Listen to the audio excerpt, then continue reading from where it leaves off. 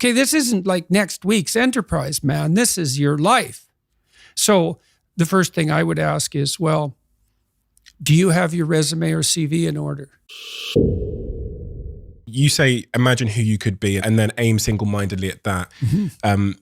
I encounter these young people who appear to know who they could be, or they've imagined who they could be, but for whatever reason, they seem to choose the certain misery of their current situation, the job that's sucking their soul out, or that relationship, over the uncertainty they'll encounter as they go on the adventure of their life.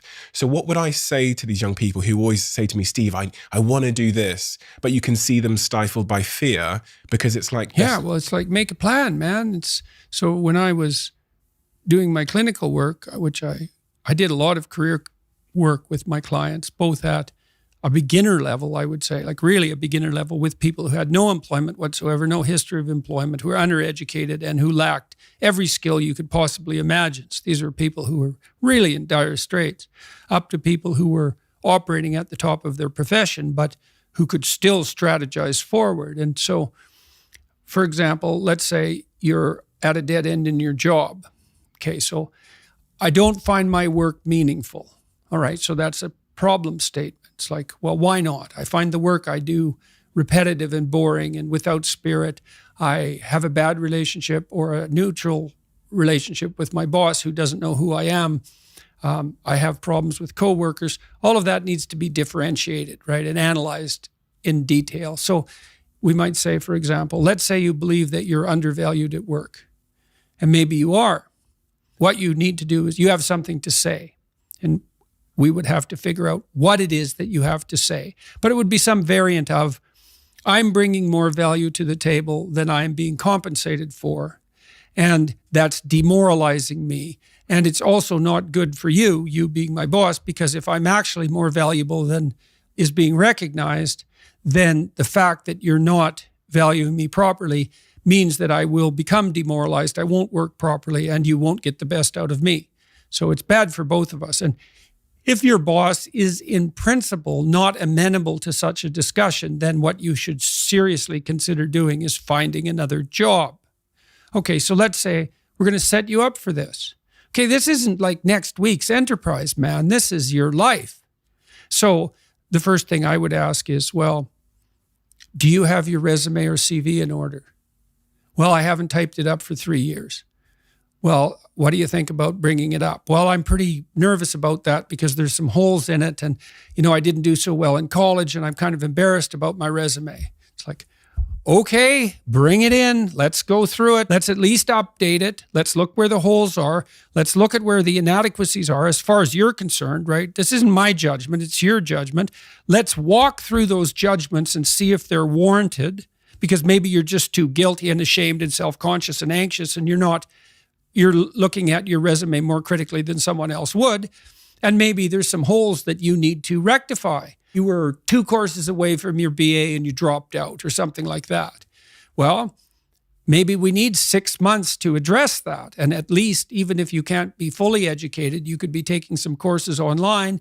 And so when you went to a new job interview and they said, what about this hole? You'd say, well, I came to terms with that 6 months ago, and in an effort to rectify it, I'm taking the following courses, and here's my plan for completion.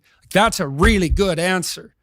And anyone with any sense who's interviewing will accept that as an indication that although you're not perfect, and who is, that you have a good plan and that you've thought it through. Like, that's the kind of answer that in all likelihood will cement your candidacy for the position.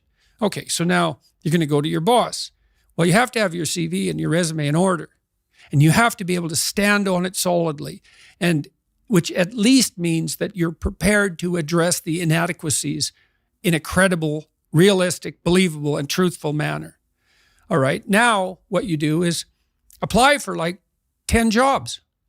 You don't have to take them, but maybe you have to go to an interview or 2 or 3 or 4, and maybe there's a bunch of opportunities out there for you that you didn't even know about. And maybe someone offers you a job. And so now you can go to your boss and say, here's the situation I'm in here at work. Here's my evaluation of the problems in relationship to me.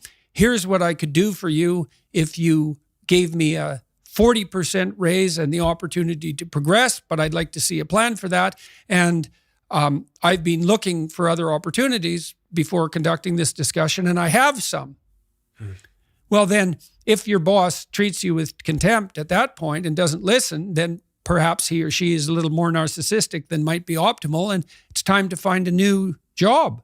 But this isn't something you do trivially. And so when you're doubtful, say you're trapped, you ask yourself, well, why am I trapped? And that's a hard question, right? Because some of it's your own inadequacy, a lot of it. And all of the part of it that you can deal with is your own inadequacy. So even if it's unfair, even if you're hemmed in for any number of reasons, inappropriate, like ethnically predicated oppression, let's say, or maybe you're in a workplace that really is sexist in some fundamental sense. Well, that's not good. It's not just. It's not fair. It's not meritorious. All of those things. And maybe you shouldn't be there. But what you can do to begin with is every bloody thing you possibly can do to put yourself in the most virtuous and powerful negotiating position possible. And you have to think like a snake in some sense to do that. You got to get the details right. You have to be prepared to bite, and you have to have your eyes on the prize, so to speak. And people aren't taught this sort of thing ever, really. They're not taught how to negotiate. They're not taught how to goal set. They're not taught how to conceptualize appropriate success in some broad sense. In some sense, that's what the humanities are supposed to teach people. So